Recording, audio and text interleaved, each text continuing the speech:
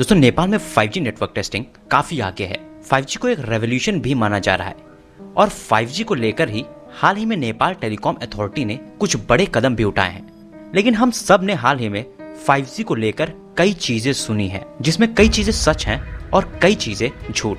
और ये चीजें हमें काफी ज्यादा परेशान कर देती हैं 5G को लेकर कि क्या आप पर 5G का कुछ असर हो रहा है या फिर क्या आपके बच्चों पर 5G का असर पड़ रहा है। क्या आपको इससे कैंसर होने का खतरा है या फिर कई और बीमारियां लगने का खतरा है। WHO यानी कि वर्ल्ड हेल्थ ऑर्गेनाइजेशन की एक रिपोर्ट भी कहती है कि 5G इन टर्म्स में हम पर असर डाल सकता है और अगर आपके फोन से रेडिएशन निकल रहा है तो इससे बचने के भी कई तरीके हैं, उस पर भी हम बात करेंगे। और ये सारी चीजें हमको नेपाल में काफी ज्यादा परेशान कर देती हैं 5G को लेकर। जैसे कि हमने सुना था कोविड के टाइम पर रिलेशन कोविड और 5G में, साथ ही साथ 5G और बर्ड को लेकर रिलेशन।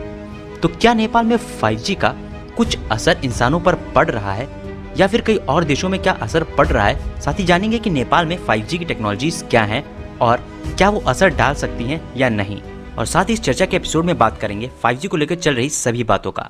नमस्कार दोस्तों, मैं हूं शिवम। दोस्तों हाल ही में नेपाल की नेपाल टेलीकॉम अथॉरिटी ने 2G, 4G और 5G को लेकर कुछ नई बैंडविड्थ में चेंजेस किए हैं, जिसके तहत 900 मेगाहर्ट्ज बैंड के स्पेक्ट्रम को 4G, 2G के लिए यूज करने की बात कही जा रही है। अब इसके बेनिफिट्स क्या हैं और साथ ही में नेपाल में 2G, 4G और 5G में क्या डिफरेंस है और कैसे ये रेवोल्यूशन ला सकता है नेपाल में।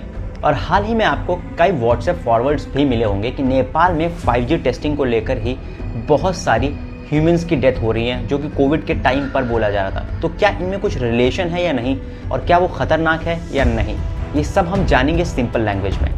क्योंकि कई लोग रेडिएशन और फ्रीक्वेंसीज को लेकर ऐसी बातें करते हैं और व्हाट्सएप पे कई लोगों को बेवकूफ़ भी बनाते हैं। तो चलिए जानते हैं कि पूरी टेक्नोलॉजी क्या है जो नेपाल में 5G की यूज़ हो रही है। तो दोस्तों सबसे पहले जानते हैं कि 5G है क्या, और उसे जानने के लिए सबसे पहले हमको जानना पड़ेगा फ्रीक्वेंसी क्या है।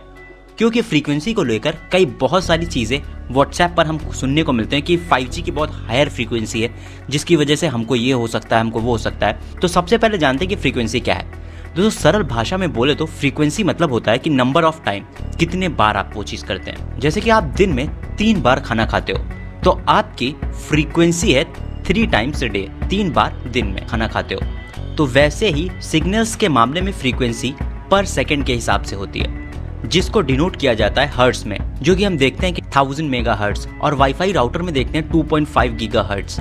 तो 2.5 गीगाहर्ट्ज सीधे तौर पर यह बताता है कि ये 250 करोड़ वेव्स एक सेकंड में जनरेट करके निकालता है। जैसे खाने के केस में हम 3 बार खाना खाते थे, तो फ्रीक्वेंसी का सीधा मतलब आप सब समझ गए होंगे।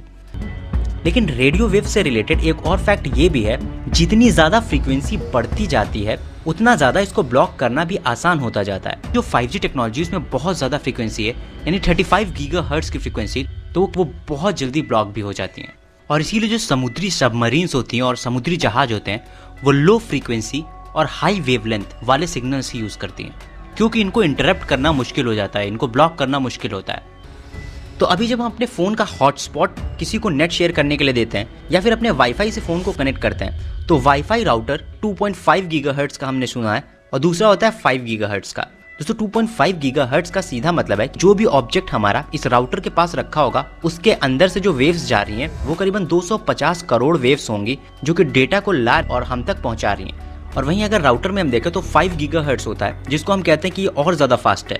और ये फास्ट इसलिए है क्योंकि इससे 500 करोड़ वेव्स एक सेकेंड में हम तक पहुंचाई जा रही हैं, जो कि डेटा को ला रही है। तो इसीलिए 5 गीगाहर्ट्ज बहुत फास्ट है 2.5 गीगाहर्ट्ज से। 5G को ज़्यादा डेटा ले जाने के लिए ही बनाया गया है, तो इसकी वेवलेंथ काफ़ी ज़्यादा कम है, जिसके चलते इसकी फ्रीक्वेंसी बहुत ज़्यादा है, यानी कि बहुत सारी वेव्स एक सेकंड में आपके पास तक आती हैं। तो इसीलिए ये जल्दी ब्लॉक भी हो सकता है और ये काफ़ी कम डिस्टेंस ट्रेवल कर सकता है। 5G को 3 बैंड में तोड़ा गया है। पहला है लो बैंड 5G, दूसरा होता है कि मिड बैंड 5G और तीसरा होता है हाई बैंड 5G। लो बैंड 5G वही टेक्नोलॉजीज़ हैं जो कि 4G के टॉप बैंड में यूज़ होती थी। लेकिन सबसे बड़ा खेल जो है वो है हाई बैंड 5G में, जिसकी फ्रीक्वेंसी होती है करीबन 35 गीगाहर्ट्ज, जो कि बहुत ज़्यादा फ्रीक्वेंसी है। यानी कि 3500 करोड़ वेव एक सेकंड में निकल रही हैं, वो डेटा आप तक पहुंचाएंगी, जो कि एक सेकंड में काफ़ी ज़्यादा डेटा ले जा सकती हैं, जिसके चलते ही आपकी 1 GB की डाउनलोड करीबन 1 या 2 सेकंड में हो जाएगी। तो ऑब्वियस सी बात है, जब इतनी सारी वेव्स आप तक डेटा पहुंचाएंगी तो वो जल्दी आएगा ही।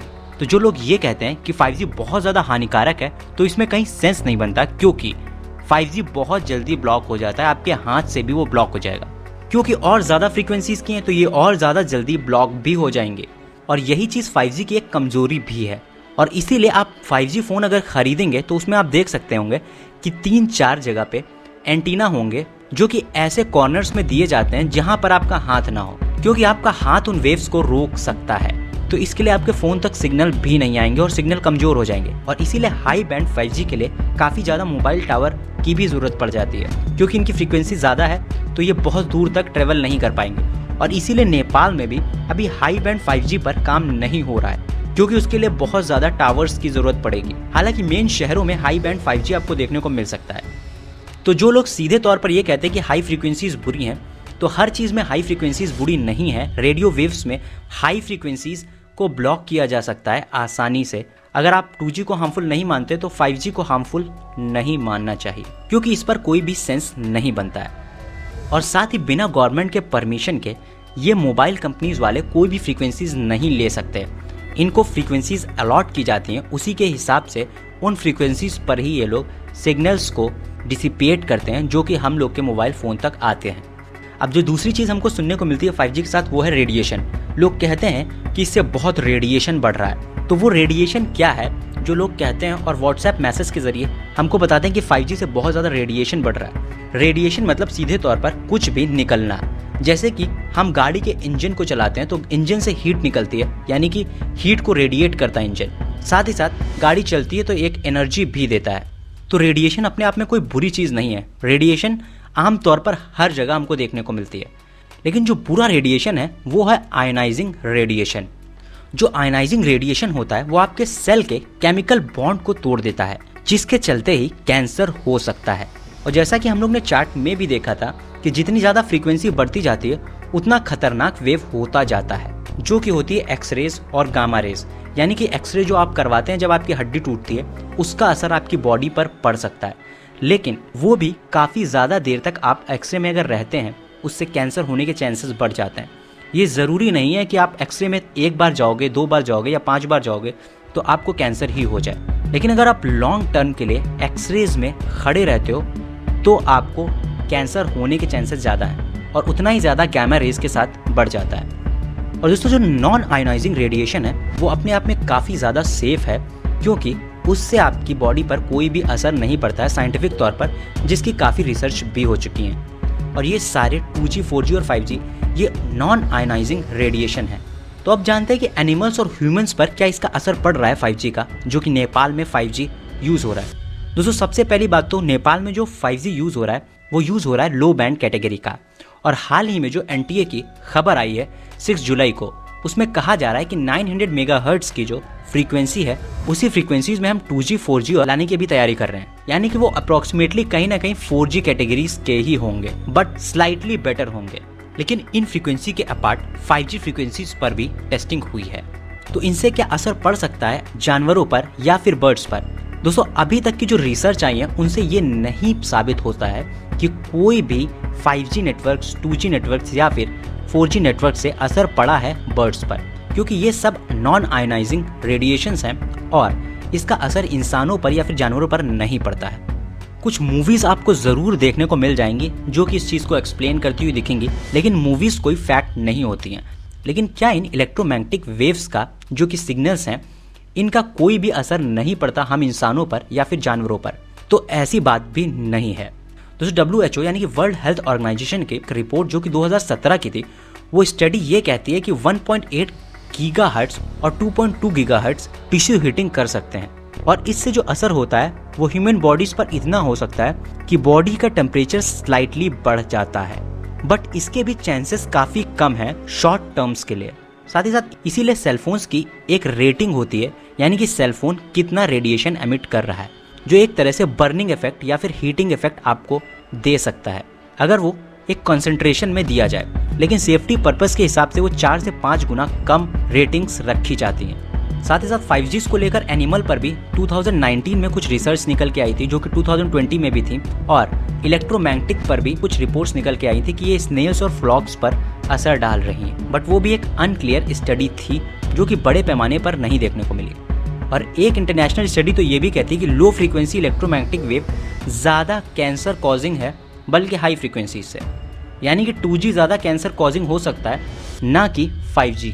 बट अगर 2G ज़्यादा कैंसर कॉजिंग होता तो करीबन 20-30 साल से फ़ोन्स यूज़ हो रहे हैं, तो ऐसा ही कुछ एक्सपोनेंशियल ग्रोथ हमको कैंसर में देखने को मिलता। लेकिन ऐसी कुछ रिपोर्ट्स भी नहीं आई हैं, तो कहीं ना कहीं फ़ोन्स हमारे कुछ सिग्नल्स तो रेडिएट करते हैं, तो उन सिग्नल से भी हमको थोड़ा बचाव अपना करना पड़ता है, और वो ज़रूरी भी है क्योंकि रिसर्च और रिपोर्ट्स तो ठीक हैं, बट हम अपनी बॉडी को इलेक्ट्रोमैग्नेटिक सिग्नल्स में क्यों ही डालें जिनके असर के बारे में हमको पता भी नहीं कि क्लियर है कि नहीं है। तो इसके लिए कुछ चीज़ें हैं जो आपको करनी चाहिए, यानी कि मोस्टली आपको अपने हेडफोन्स का यूज़ करना चाहिए जिससे आपका फ़ोन आपसे थोड़ा दूर रहे, क्योंकि हमारे ब्रेन में यानी कि दिमाग में एक इलेक्ट्रोकेमिकल टाइप के सिग्नल्स होते हैं। साथ ही साथ हमारे हार्ट में भी ऐसे ही सिग्नल्स को हम देख सकते हैं। तो इन रेडिएशंस को अपने से दूर रखना ज़्यादा ही सेफ रहेगा इन कंपैरिजन कि उसको अपने पास रखो। तो यही 2 टिप्स हैं कि आप अपने फ़ोन्स को ज़्यादा हेडफोन्स के साथ यूज़ कीजिए, अपने फ़ोन को अपनी बॉडी से दूर रखिए, साथ साथ अपने हार्ट से दूर रखिए, तो ये ज़्यादा सेफ होगा। लेकिन फिर भी फ़ोन से रिलेटेड कोई ऐसी चीज़ निकल कर नहीं सामने आई है स्टडीज़ में कि वो ज़्यादा प्रॉब्लम कॉजिंग है। तो आज की इस वीडियो में बस इतना ही। वीडियो इन्फॉर्मेटिव और अच्छा लगा हो तो इसे लाइक कीजिए, अपने फ्रेंड्स और फैमिली तक इसे जरूर शेयर कीजिए ताकि लोग बेवकूफ़ ना बन जाए। साथ ही चैनल को सब्सक्राइब नहीं किया तो चैनल को सब्सक्राइब कर लीजिए और बेल आइकन जरूर दबा लें ताकि लेटेस्ट अपडेट ऐसे ही आपको मिलते रहे। धन्यवाद। NI news.